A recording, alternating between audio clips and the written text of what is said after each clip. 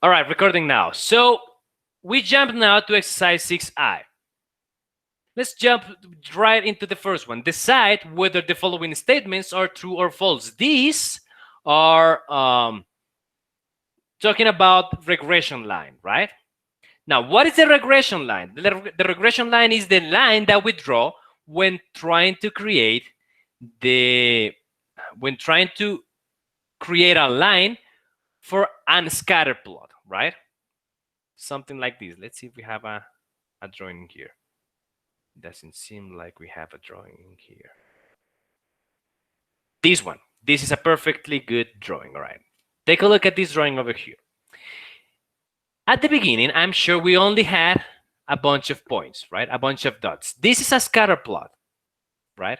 But if we want to create one line that represents every single one of these points, the line that the best represents all of this is going to be I can do the drawing now. This one is going to be the regression line, the line of best fit, in other words, the line that best fits every single point in the plot, right?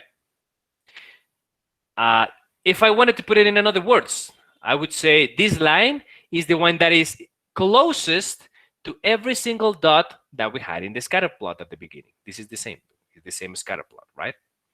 This line is the one that is closest to each and every one of these. The mathematics behind this is absolutely beautiful. Absolutely beautiful.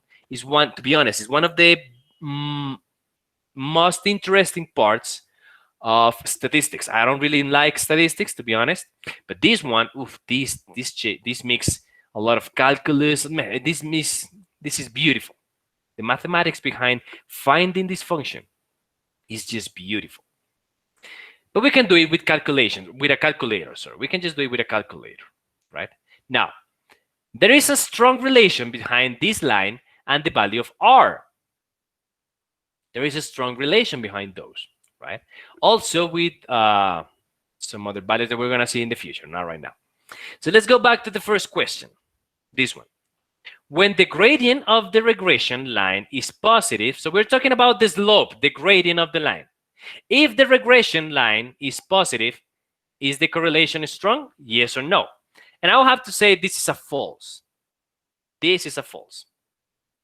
Because we know that the strength of a correlation is given by the value R, the Pearson coefficient. Remember that? We saw it in the past class, right? So having a regression line with a positive value in the slope, in the gradient, doesn't mean that correlation is strong. We could have a positive weak correlation, or we could have a positive moderate correlation, right? The positiveness or negativeness of the regression doesn't show us the strength. So this is a false, right? The gradient doesn't make it so that the correlation is strong. This is a false accusation right here. All right, let's go to the B. A negative linear correlation will be modeled by a line with negative gradient. Ooh, this is cool. Because we have a negative linear correlation. So the value of R is negative, right? The value of R is negative. The value of R is negative. And we will model this by a line with a negative gradient. So the slope of the function will be negative.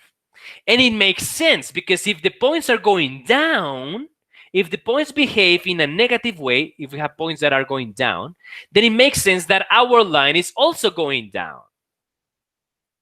And the line goes down with a negative gradient. So this is a true. The B is true. All right. Let's go with C. The independent variable x can never take the value 0 because this would mean extrapolation. Do you guys feel like this is true or false? Can the value of x be 0 or not?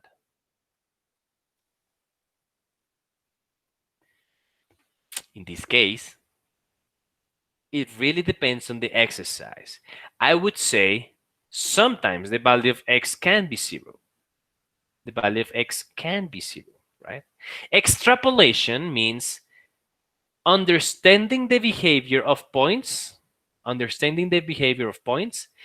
trying to predict how the points are going to behave. So if I go back to these ones over here, take a look at this drawing.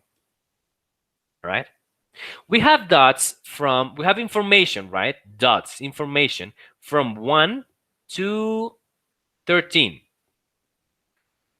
Extrapolation means try to predict the behavior of different points. So maybe I could ask you for 14. What did you guys feel like will be the behavior of 14? Well, when x equals 14, I might think that maybe the result will be 16. Maybe the point will be right there. Maybe. Right? Let me do this without this. This.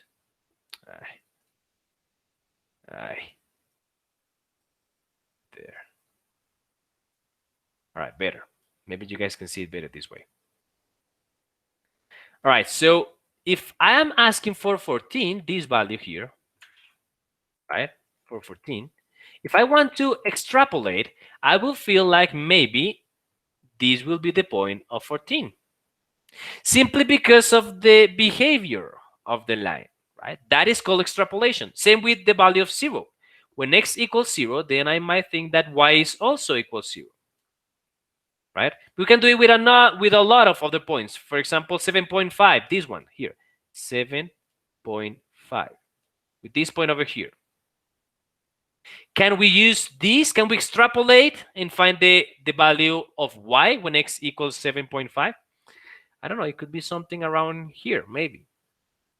So what? 9, maybe 9, 9.1, 9 point something like that, right? That is extrapolation. We are going to predict the behavior of points that we don't have, right? And sometimes we can do that. Some other times we cannot. It depends on the information. It depends on the drawing. So sometimes we can extrapolate. Right? But sometimes the value of x includes a 0. The independent variable x can never take the value 0 because this would mean extrapolation. That depends. If the drawing doesn't have a value of x, then you will be extrapolating. But sometimes we have a lot of x values that in one of those is 0.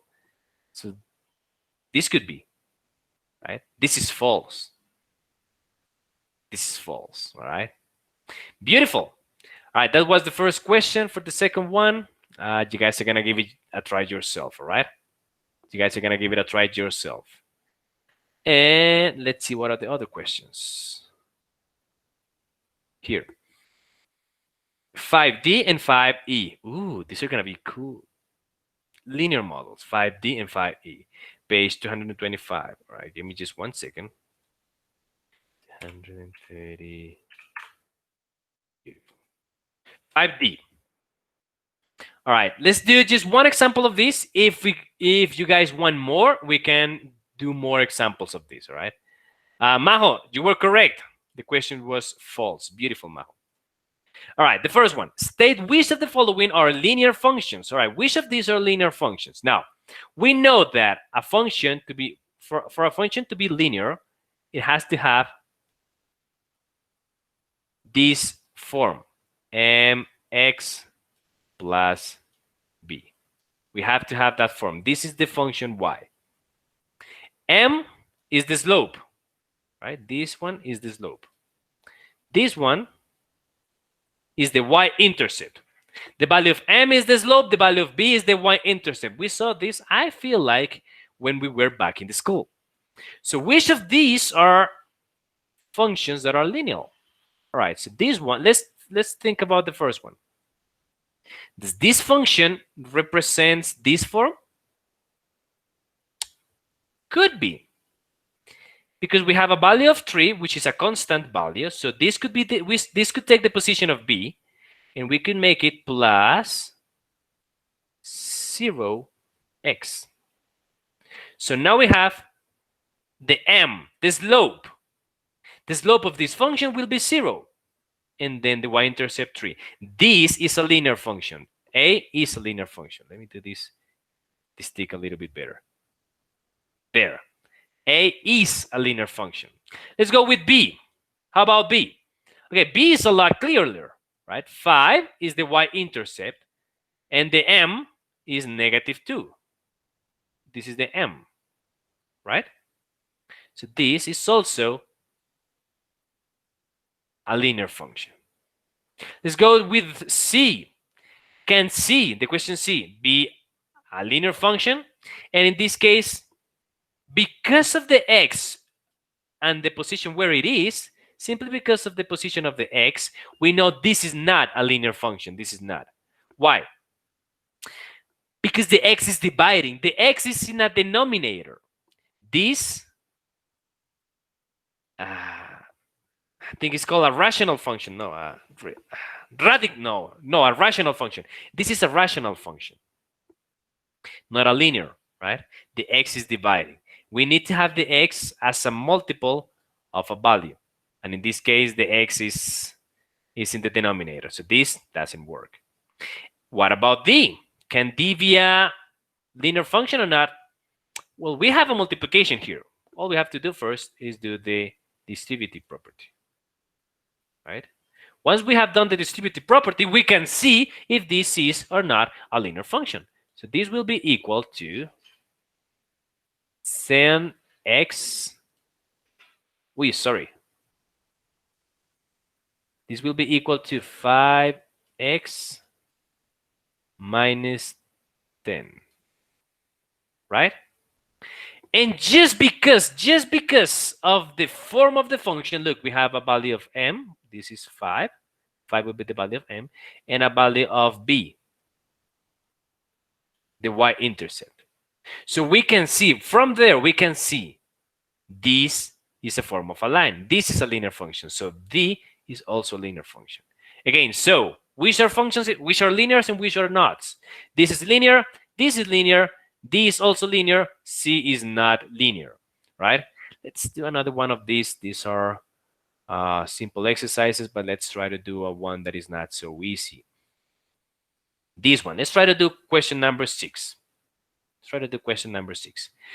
In my experience, these are the exercises that takes a little bit more time, right? These are not hard, but these take a little bit more time, all right?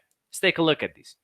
A school had 1,000 students in 2016 and 1,150 students in 2019. Beautiful. The number of students in the school has been increasing at a constant rate since 2015. So let's stop right there. Let's stop right there for a minute. Let's stop right there for a minute. Simply because the numbers, look, in 2016, we had 1,000 students. And 3 years later, 2019, we had 150 students more.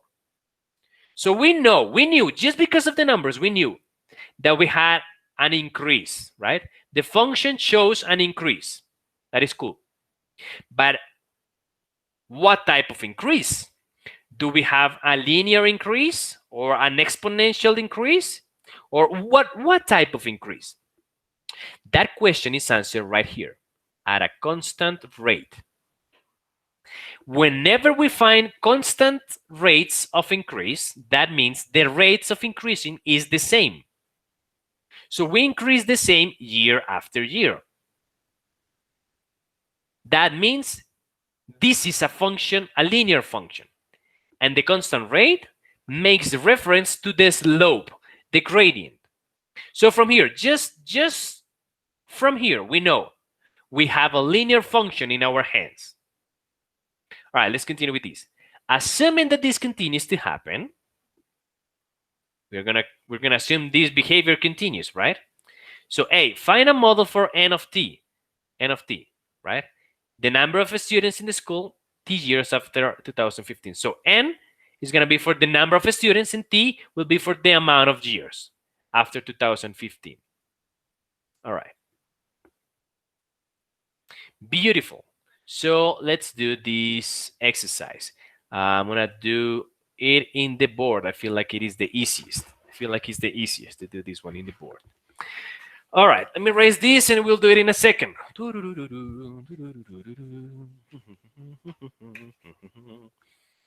Okay, so we have an exercise where it says that in exactly 2016, we had 100 students. Let me write that information here. In exactly 2016, we had 1,000 students. I'll show you what I'm writing in the board in a minute. And in 2019, we had 1,150 students. All right. Let me go back to the board. Beautiful. Okay, so this is the information, right? In 2016, this is the year, T for years, we had this amount of students, N. Right?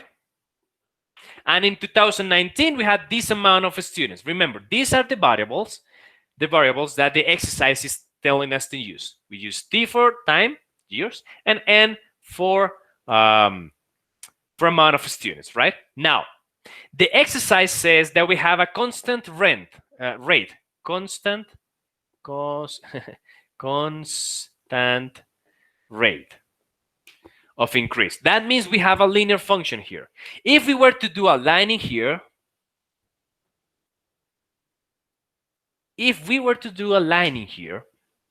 this is what we have. We have, let's say at 2016, let's say this is 2016, we have 1,000 students. Let's say this is the 1,000, right? Of course, my drawing is horrible simply because of the scales that I choose to use. Because of the scales that I choose to use, this drawing will be horrible. But I just want to show you a little bit of a sketch for this example. Now, 3 years later, so let's say this is 3 years later, 2001, 2, and 3, sorry, at this point, 2019. At 2019, we are going to have an increase in 150 students. So let's say right there, this is an increase in 150 students, right? So we have these 2 points. These 2 points are our information, 1 and 2.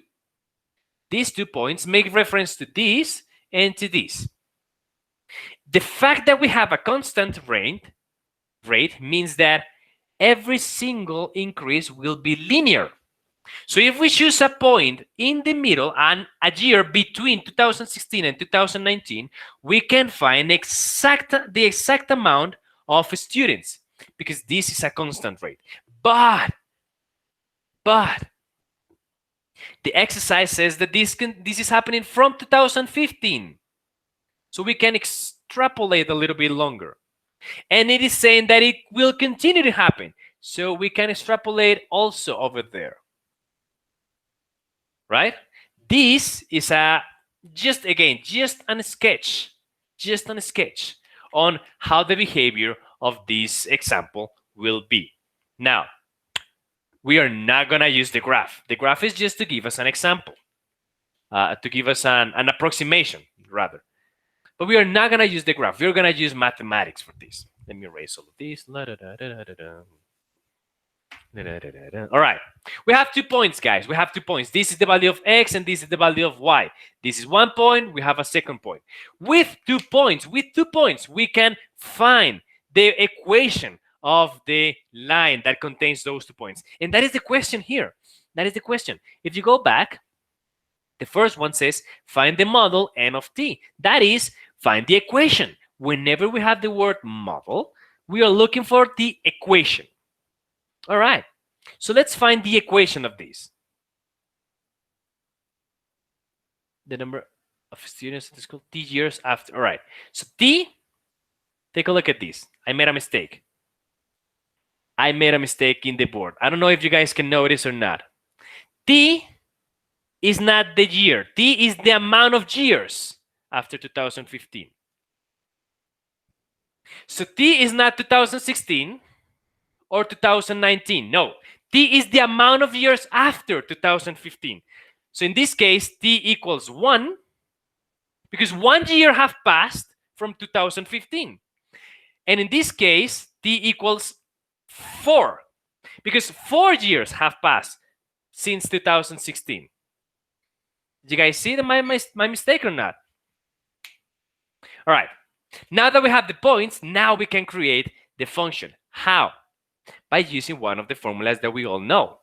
Hopefully. This is the formula. This is called the point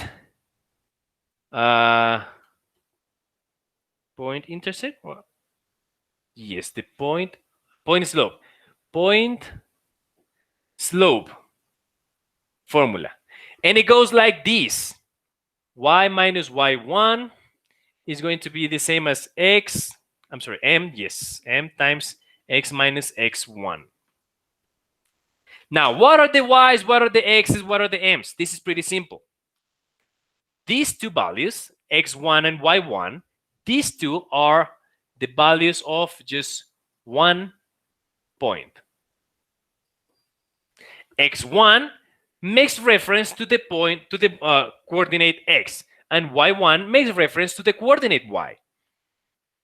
What is m? M is the slope. I can't speak today, guys, sorry. M is the slope of the function. All right? With that, we can replace the values and simply get the function. By the way, this y and this x are the variables y and x of the function. Right? How do we find these values? How do we find the value of the slope? How do we find all of this? Pretty simple. Simply because we have 2 points, we can find the slope. Let me write it here. M is going to be equal to, maybe you guys remember this, y1 minus y2, x1 minus x2. Did you guys remember this or not? This is the little formula that we all know and love from 8th grade to find the slopes of formula. Maybe even 7th grade, right? Let's replace the values in here. If I replace the values, I'm going to say that this is the first point 1 and this is the point 2, right? Point 1 and point 2. y1 will be the y coordinate of the first point, so 1000. Minus y2, so the y coordinate of the second point, 1150. There we go.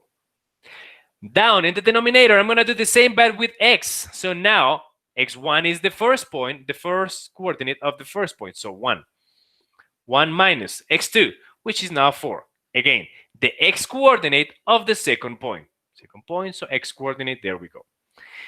Now the slope for this case will be negative 150 over negative 3.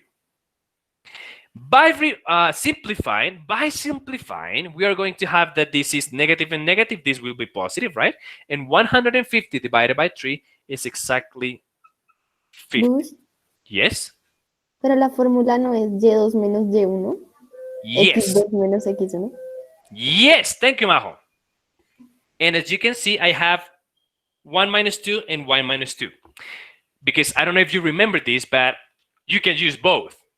Okay. 2 and 1 and 2 and 1, or 1 and 2 and 1 and 2. Just make sure one thing. Make sure the order that you have on top in the denominator, the order of the y's, is the same order of the x's. Okay. Right? If you do that, I mean, you can try it yourself right now in a piece of paper. You can try this little formula, but with the other order, and the only change will be that this is positive 150 and the denominator will be positive 3, which is still 50, right? So the formula is the same, okay? Okay. Thank you, Majo. All right, from here, we know now that the slope is 50. All we have to do is replace the values in our formula. Let me break this board in 2, and we can replace the values in the formula. All right. Replacing the values in the formula is absolutely simple. We first are going to replace m by 50. That is the slope, right? We just found it. M. That is the slope. We just found it by 50. And then we're going to replace one value of y and one value of x. But what values? It depends. What point do you want to use? Do you want to use the first point or the second one? And I'm saying which do you want to use, because in all honesty, it is a decision. It doesn't matter. You can use any of those. I will choose to use the first one. 1 for x and 1000 for y. Now, what you cannot do is mix the points. So let's say 1 and 1150. You cannot do that one because this is the x for the first point and this is the y for the second point.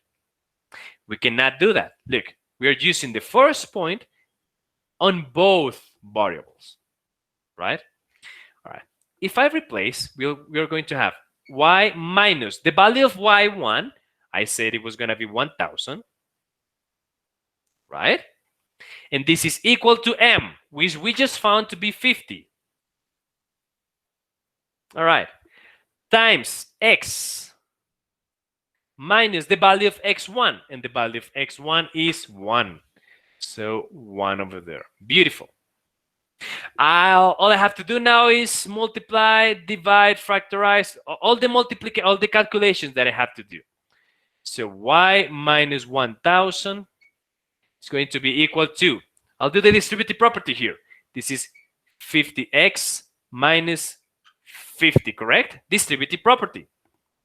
If in case you cannot see it, this times this and this times that, right? Distributive property. From here, isolate the variable y, right? So we have y equals 50x, right? Can you see my, yes. Can you see? My marker is running out. Sorry, it's running out of ink. And then 50, negative 50, and then positive 1000, right? I can do that addition. This is positive 1000. Sure, it is negative here, but once I move it to the other side, it will be positive. So I have positive 1000 minus 50. This will be plus 950. So now we have our model. Of course, we cannot use this as an answer because the exercise says that we need to use these two variables. And I am not kidding. The IB will take points, will take units, marks from you if you do a good mathematic but use the wrong units, the wrong variables. In our example, we said this is the value of n, so these are the y's, and this is the value of x, these are the t's. So our function, and I'm going to do it with purple this time, is 50t plus 950, 50t plus 950, and in this case, I'm not going to write n, this will be the number after each year, n of t. That was what the book was asking us. Look, let's go back. N of t, the number of students, t, the amount of years. N of t, the number of students, and 50, the amount of years. All right, that is the model. Now, we just found the model. Let's interpret that model. What is this? What is this? 50 times t, right? This, because it is multiplied by t, this 50 is the slope, meaning this is the increase year after year. So in 2016, we had an increase of 50 students. In 2017, we will have an increase of 15 students. 2018, 50 students more. 2019, 50 more students. All right? That is how you interpret this. That is the increase year after year. This is the slope. Increase year after year. Now, we know it is a constant rate from the beginning, so that is how we could do all of this. Now, what is this over here? 950. All right. This is the y-intercept, right? Y-intercept. That is the y-intercept. But in our example, how can we interpret this? Okay. If we were to do a really awful drawing here, y-intercept means it is exactly on the y-axis, right? This is a y-intercept. This is a y-intercept. This exactly like 0, 0, 1 over there. Every single y-intercept are on the axis y.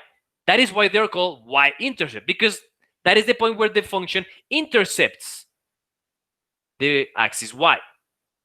All right? So these are y-intercepts. What can we say about this? All of these points have the characteristic that these points have this the coordinate x equal to 0. It depends on the scale to be, if we want to find the values of y, we need to know the scale. We don't know the value of this y, we don't know the value of this. This is 0. We don't know the value of this. We don't know the values of y. But we do know that in x, the value is always 0 because they are located exactly in the y-axis. The value of x is 0. So again, this is 0 comma something, I don't know what. 0 comma something, I don't know what. This is 0 comma 0, right? Because it is at the origin. And this is 0 comma something, right? All of those y-intercepts show us that the value of x is 0. So in this case, 950 will be the amount of students when t equals 0, because that is the y-intercept. When x equals 0, you're showing the intercept. In this case, t equals 0. So when there are no years passed after 2015, that is t, right? T is the amount of years after 2015. That is why in the first one we have 1 year, because it was 2016. 16, 1 year after 2015. In this one we have 4, because that is the year for 2019. 4 years after 2015, right? 2015 plus 4, 2019. Did you see? So when t equals 0, 0 years, we have 950 students. That means at year 2015, this is the amount of students. Now, this is how you interpret. You do the analysis of the model. And I haven't even begun with the rest of the questions. All right, let's see the questions now. All right, find the model of students. Beautiful. We just found the model. Now, B, determine the number of students at the school in 2015. We just did that. We just did that. The amount of students at 2015 means when t equals 0, because that is the amount of years after 2015. 0 years have passed after 2015. 0. If I were to do that multiplication, look, this goes absolutely easy. We are looking for n of 0. That's what we're looking for, right? So this will be 50 times 0 plus 950. 50 times 0, well, every number multiplied by 0 is 0. So this gets canceled. The result is 950. All right. So that means we have 950 students at 2015. That is it, guys. That is how you find model and interpret the model and use the model to find numbers. Now, the book doesn't say so. Look, we just finished the question. We have question A and question B. We just finished the question. But we can create a question of our own. What would happen if I ask you, what is the amount of students at 2020? Can we do that? Well, yeah. All we have to do is replace the value of t by the amount of years after 2015. In this case, 5. 5 years have passed since 2015 to reach 2020. So we replace t by 5. Do the multiplications and the additions, and we have the amount of students. Let's do that real quick. 50 times 5 will be 250. right? 250. Plus 950, this will be 1,200. 1,200. So we have at 2020, at year 2020, we have 1,200 students because we did the multiplications. All right, that is extrapolation. The information we had was just 2 points. That was it. We just had 2 points, 1,000 and 1,150. Those were the only pieces of information we had, but we use it to find 2015. We also could use it to find 2020. Okay? That is extrapolation. Now, also, instead of having to use the formula, you could also do it from here. Look, at 2019, 4 years, right? So 2019, this is the amount of students. And we know the increase is 50 by year. So just increase it by 50. At 2020, we have 50 more, 1,200. 1,200, all right? There are a lot of ways to do this, a lot of ways. This one, I feel like it is the most interesting, the most mathematically appropriate to do. And at the end of the day, I like this one a lot better. All right, guys, let's cut the recording here.